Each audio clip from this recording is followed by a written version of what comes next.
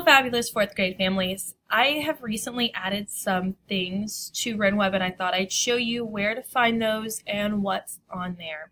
So first, if you go to classes, and we'll click classes, and we'll go ahead and go to Bible first.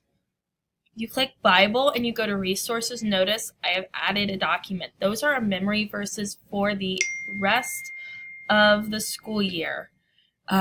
So if your child loses them, or if you're not quite sure what the verse is for this week or when it's due, it is there. Now, due dates may change depending on weather and different events going on at the school.